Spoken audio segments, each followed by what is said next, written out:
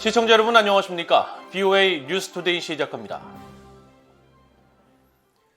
북미와 서유럽을 중심으로 한 안보동맹 북대서양조약기구 나토와 한국이 최근 협력 확대를 모색하고 있는 가운데 나토 한국 대표부가 승인됐습니다. 나토는 공동 안보 문제를 다루기 위해 인도태평양 파트너국과 협력을 강화하는 차원이라고 설명했습니다. 첫 소식 박형주 기자가 보도합니다. 북대서양 조약기구 나토의 최고 의사결정기관인 북대서양 이사회는 26일 벨기에 주재 한국대사관을 나토 한국 대표부로 지정해달라는 한국 정부의 요청을 수락하기로 합의했다고 밝혔습니다. 그러면서 이번 결정은 지역 간 도전과 공동 안보 이익을 다루기 위해 인도태평양의 신규 및 기존 파트너들과 대화와 협력을 강화하기로 동맹국들이 합의한 데 따른 것이라고 설명했습니다. 북대서양이사회가 한국 대표부 개설을 승인함에 따라 한국 정부는 상주 대사를 지명하고 나토 측이 이를 승인하면 관련 절차는 사실상 마무리되며 약 6주가 소요될 것으로 전해졌습니다. 나토 주재 한국 대표부 대표는 윤순구 현 벨기에 주재 한국 대사가 겸직할 것으로 알려졌습니다. 북대서양이사회는 보도자료를 통해 한국은 적극적인 나토의 파트너라면서 양측은 2005년 이후 공동가치를 기반으로 한 강력한 협력 관계를 발전시키고 있다고 밝혔습니다. 특히 비확산, 사이버 방위, 테러 방지, 안보 관련 민간과학 프로젝트, 상호 운용성, 생화학 및 핵 방사능 방어, 재난 대응 등 다양한 분야에서 정치 대화와 실질적 협력이 이루어지고 있다고 설명했습니다. 북대서양조약기구 나토는 냉전 체제하 구소련을 중심으로 한 동구 사회주의권의 위협에 맞서기 위해 1949년 창설된 집단 방위기구로 미국과 캐나다 등 30개국이 공식 회원국입니다. 한국과 일본, 호주, 뉴질랜드 등 미국의 아시아 태평양 지역 주요 동맹들도 파트너 국가로 참여하고 있는데 특히 나토가 중국을 서방의 이익과 안보 가치에 대한 구조적 도전으로 규정하면서 한국 등과의 협력 확대를 모색하고 있습니다. 지난 6월 말 한국 대통령으로서는 처음으로 윤석열 대통령이 나토 정상회의에 참석했습니다. 바이든 정부도 인도태평양에서 미한 동맹이 지키려는 가치는 유럽에서 나토가 지키려는 것과 일치한다며 한국의 역할을 적극 지지하고 있습니다. The fact is that even though NATO is an alliance, a defensive alliance that protects and promotes the interests of its allies in a different part of the world, there are a number of shared challenges that we face, whether it is the challenge from the PRC, whether it is the challenge of cyber and emerging technology that all of our countries face. 이런 가운데 한국의 북핵 수석 대표인 김건 외교부 한반도 평화교섭본부장은 27일 나토 본부가 있는 벨기에 브뤼셀을 방문해 나토 회원국에게 북핵 문제 현황과 한국 정부의 대북 정책 로드맵인 담대한 구상에 대해 설명하고 협력을 당부했습니다. BOA 뉴스 박형주입니다. 유럽연합 EU가 북한의 탄도미사일 발사는 유엔 안보리 결의에 대한 지속적이고 노골적인 무시를 보여주는 것이라면서 강력히 규탄했습니다. 유럽연합 대변인실은 27일 북한의 최근 탄도미사일 발사에 대한 BOA의 논평 요청에 이같이 밝히고 북한이 불법적 행동을 중단하고 대화에 복귀하며 긴장 고조를 피하는 데 기여할 것을 촉구하는 데 있어 국제사회의 단합은 매우 중요하다고 강조했습니다. 이어 북한은 완전하고 검증 가능하며 되돌릴 수 없는 CVID 방식으로 대량 살상 무기와 탄도미사일 등 모든 관련 프로그램을 폐기하는 구체적 조치를 취할 것을 촉구한다고 밝혔습니다. 타이완 외교부도 BOA에 또다시 재개된 북한의 탄도미사일 발사에 우려를 표하며 특히 북한은 최근 특정 조건에서 선제 공격을 배제하지 않겠다는 핵무기 법제화로 인해 영내 긴장을 더 고조시켰다고 비판했습니다.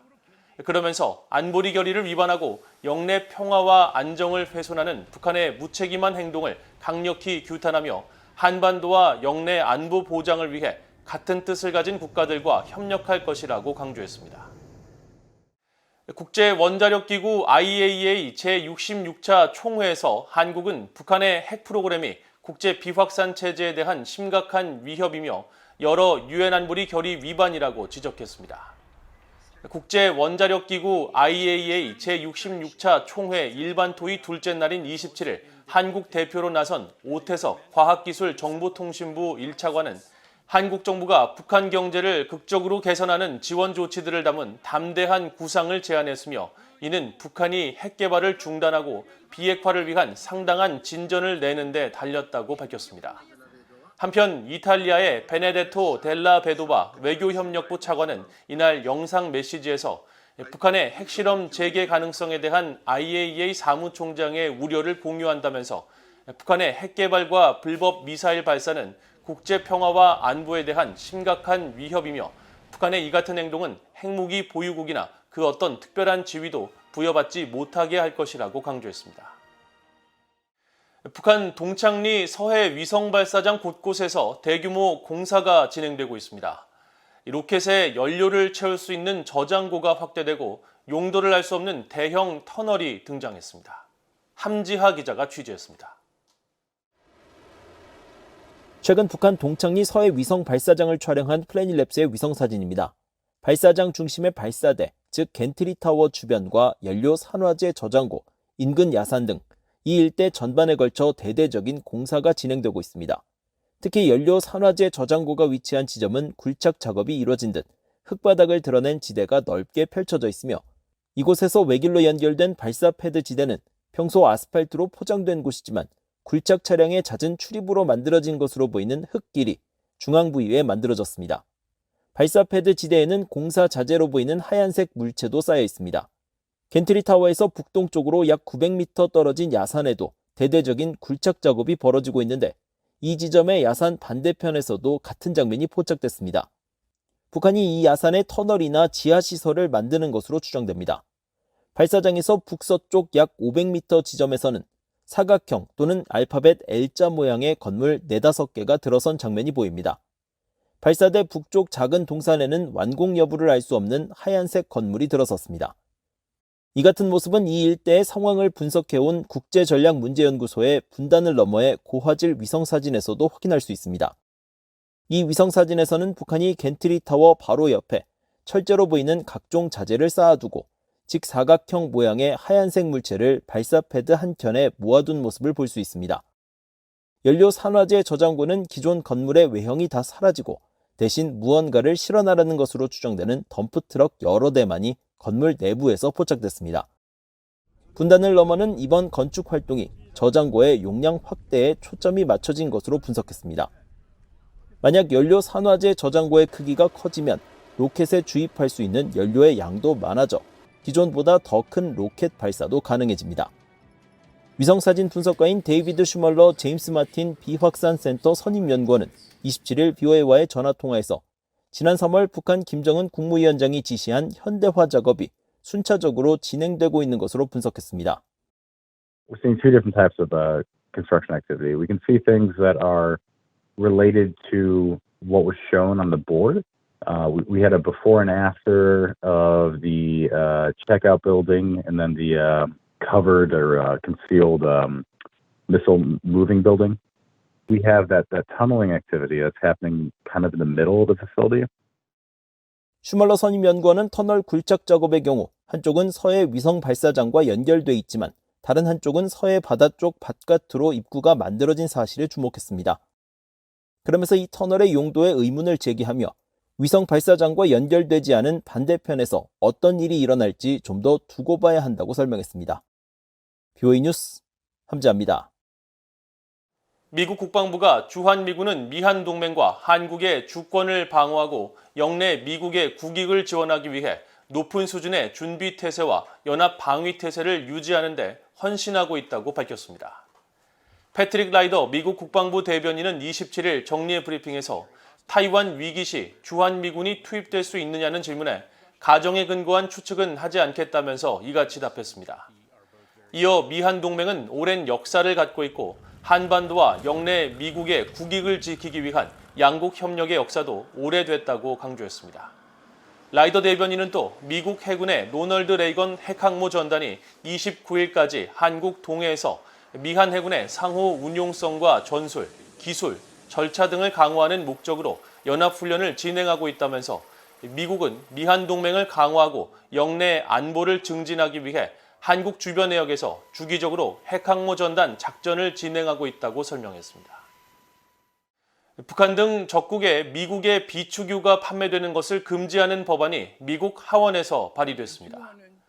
바비 러시 의원과 프랭크 펠런 의원 등 미국 민주당 하원 의원 9명이 26일 공동 발의한 이 법안은 중국과 러시아, 이란, 북한 등 미국의 제재를 받고 있는 나라에 미국의 비축유 수출을 금지하는 내용을 담고 있습니다. 앞서 상원에서도 테드 크루즈 의원 등 공화당 의원들이 지난 7월 유사한 내용의 법안을 발의한 바 있습니다.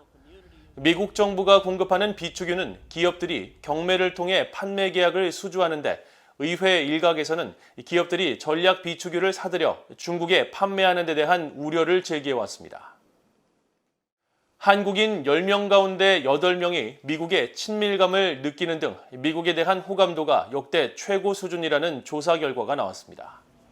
한국서울대 통일평화연구원이 지난 22일 공개한 2022 통일의식조사 보고서에 따르면 지난 여름 한국 성인 남녀 1,200명을 대상으로 1:1 면접 조사를 실시한 결과 응답자의 80.6%가 가장 가깝게 느끼는 국가로 미국을 꼽았다고 밝혔습니다. 통일평화연구원은 미국에 대한 친밀감이 80%를 돌파한 것은 이번이 처음이라며 미국은 협력 대상 인식에서도 86.3%를 보여 역대 최고치를 기록했다고 밝혔습니다. 또 일본을 협력 대상으로 응답한 비율이 2019년 이후 지속적으로 상승해 올해 19.1%로 나타났고 국내 일본인에 대한 친근감도 22.1%로 급증해 주목된다면서 윤석열 정부가 중시하는 한미일 협력 강화와 신냉전 기류가 영향을 미친 것으로 분석했습니다. 한편 북한에 대한 친밀감은 9.7%로 지난해보다 3.7% 하락했고 일본에 대한 친밀감은 5.1%, 중국은 3.9%, 우크라이나를 침공한 러시아는 0.5%에 그쳤으며 가장 위협적인 국가로는 중국이 44%로 가장 높았고 이어 북한이 36.9%, 러시아는 8.5%로 뒤를 이었습니다. 이상으로 VOA 뉴스투데이를 모두 마칩니다. 시청해주신 여러분 고맙습니다.